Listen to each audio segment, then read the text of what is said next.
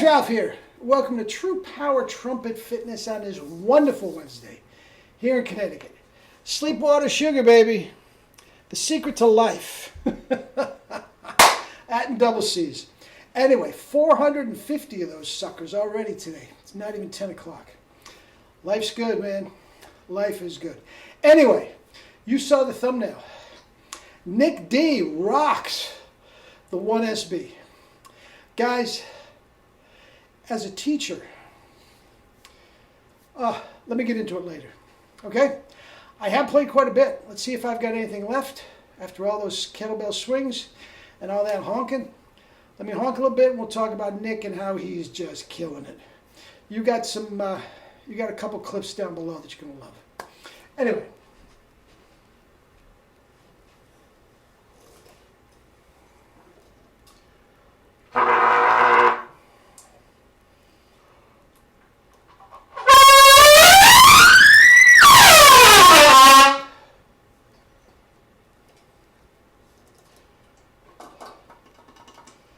Haven't played the pick in a while.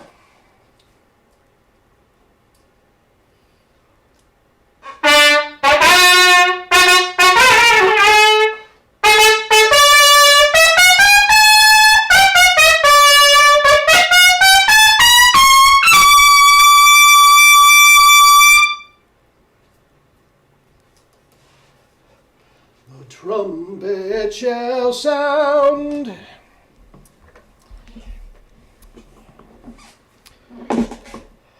Had to cut a little short. My third valve needs some oil. Anyway, as I was saying, guys, you drinking your juice. So, as I said, if you are a true teacher of any genre, which I consider myself a teacher, trumpet is my modus operandi, but I'm a teacher. If you are a true teacher, nothing makes you feel better than seeing your students succeed. So I'm just loving what I heard the other day. Now, with that said, Nick, I've done at least one video, if not two, on him. So I'm not going to get into his trials and travails too much. But to make a very, very long story short, he's about my age, and I want you to keep that in mind. He's in that age bracket. So that makes it a little bit more remarkable. But back in his prime, I think his prime is still ahead of him, and I'll get to that in a second too. But he played with Maynard Ferguson, okay? With Stan Mark and on that whole bunch. It was before Lynn Nicholson, but he played with, and he also played with the Chicago Symphony. Very, very bright guy, and he has a nice website and a podcast and all that. Check it out. Just type in Nick Drozdoff. Anyway, so in his spare time, he is also a physics professor. And John Hagstrom from the Chicago Symphony is very, very, they're quite pals. They've written articles together, but he likes to pick Nick's brain about, the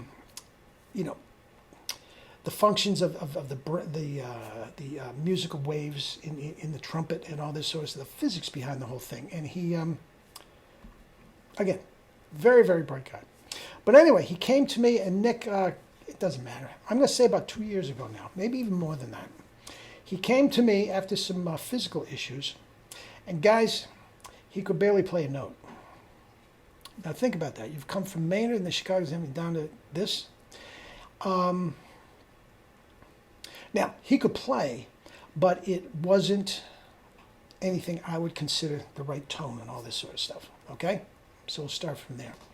One of the things that he liked about my approach, there were two things. Number one, I guarantee success, and I do that for everybody. And number two, the whole physical part of it really, he was an athlete when he was younger and all this sort of stuff really intrigued him. So he jumped in the deep end, guys. Absolutely jumped in the deep end, both feet. And, I mean, kettlebell, bike, diet, 1SB, the whole 9 yards. And we were very, very intense every week. I'm going to say, Nick, 8 months.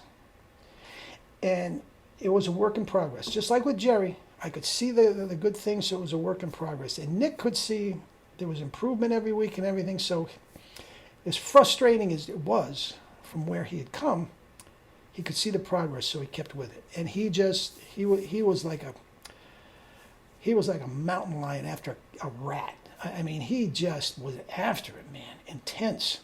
But anyway, he's back, better than ever, and still in demand from not only as a lead player, but section guy, jazz chair, doesn't matter, small combo, big band, the whole 9 yards. Okay? The only thing that he felt was lagging behind was his classical playing, his Caress the Baby. All right? He can do, pictures, but Caress the Baby. Now, one of the things that I said to him, and this came with my playing too, okay? And I want all you guys that are trying to cross idioms there. The Caress the Baby guys, back in the day before the 1SB, and this is why I'm making such a big deal about the 1SB. Before the 1SB, you had to, if you wanted to Caress the Baby and you're playing lead, you had to change the mouthpiece and you almost had to play differently. Oh, you wanted that round sound. You couldn't get there from here. Okay? With the 1SB, you can. You don't have to alter that approach at all. The 1SB will give you the richness, especially with a B-flat trumpet. Okay? Especially with a B-flat trumpet.